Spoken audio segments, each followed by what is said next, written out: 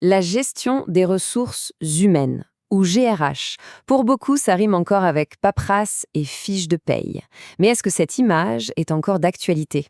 On va voir ensemble comment cette fonction, autrefois un peu dans l'ombre, est devenue un acteur clé, un vrai partenaire stratégique au cœur de l'entreprise. Voilà la question qu'on entend souvent. La paie, les contrats, c'est l'image d'Épinal de la GRH. Mais si en réalité, cette fonction était devenue bien plus que ça, et si c'était même le moteur un peu secret de la réussite des entreprises d'aujourd'hui?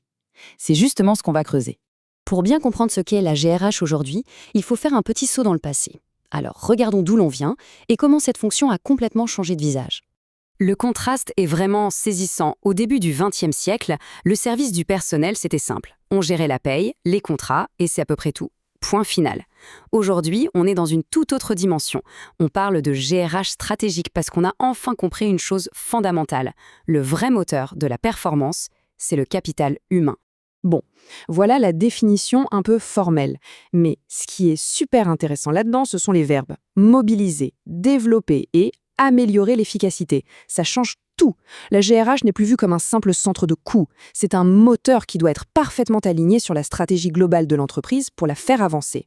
En fait, la GRH moderne, c'est un peu comme une pièce avec deux faces. Elles sont inséparables. D'un côté, il y a toujours l'administration du personnel, c'est le socle. Tout ce qui est juridique, la paie, les contrats, il faut que ça tourne parfaitement.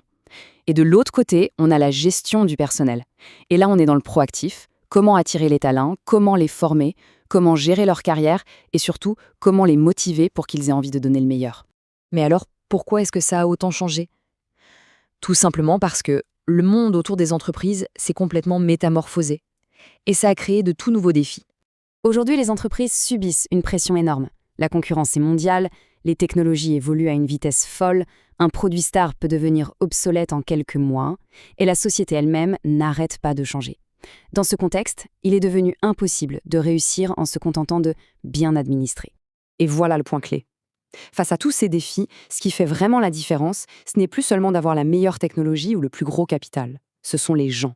Leurs compétences, leur créativité, leur engagement. Les ressources humaines, ce n'est plus une ligne de coût, c'est devenu un véritable avantage concurrentiel. D'accord, c'est une belle idée, mais concrètement, comment la GRH transforme cet avantage humain en une véritable force pour l'entreprise? Parlons d'abord des enjeux économiques et technologiques. C'est le nerf de la guerre. Comment est-ce que la GRH peut aider l'entreprise à rester dans la course et même à prendre de l'avance? La réponse est une sorte de cercle vertueux, une chaîne logique en 4 temps. Tout commence par l'adaptation des compétences. De là, on peut viser une haute qualification des équipes. Ensuite, des salariés qui sont qualifiés et qui se sentent à leur place, eh bien, ils sont plus faciles à motiver. Et enfin, cette motivation, c'est elle qui débouche sur une implication forte. C'est un peu la recette d'une performance qui dure. Mais la performance, ce n'est pas qu'une histoire de technique ou de chiffres. Il y a un autre bouleversement, peut-être encore plus profond, les enjeux sociaux. Notre rapport au travail n'est tout simplement plus le même qu'avant. On assiste à une révolution silencieuse, mais fondamentale. L'idée du travailleur qui vient juste pour exécuter une tâche répétitive sans vraiment réfléchir, eh bien, cette idée est morte et enterrée. On est vraiment passé d'un modèle à l'autre. On quitte le taylorisme, où l'employé était vu comme un simple rouage dans une grande machine. Et on entre dans une ère où le travail est aussi perçu comme un lieu de relations sociales, de développement de soi, et même d'épanouissement personnel. Et ça, bien sûr, ça change tout pour l'entreprise. Pour attirer et garder les talents, elle est obligée d'écouter, de prendre en compte les aspirations de ses collaborateurs. Son nouveau rôle, c'est de construire activement un environnement de travail où les gens ont vraiment envie de s'engager. Finalement, si on devait ne retenir qu'une seule chose de toute cette évolution, ce serait celle-ci.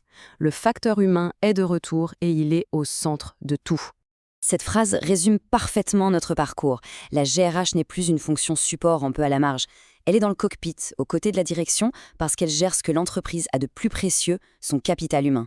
Et la conséquence est directe. Une bonne gestion des ressources humaines, ce n'est pas une fin en soi. C'est le chemin qui mène à des salariés motivés et donc à une performance qui est non seulement meilleure, mais qui est surtout durable pour toute l'organisation. Et ça nous laisse avec cette question finale. Dans un monde obsédé par les chiffres et les bilans comptables, est-ce que la ressource la plus précieuse d'une entreprise, celle qui crée toute la valeur, ne serait pas finalement complètement invisible aux yeux des comptables ?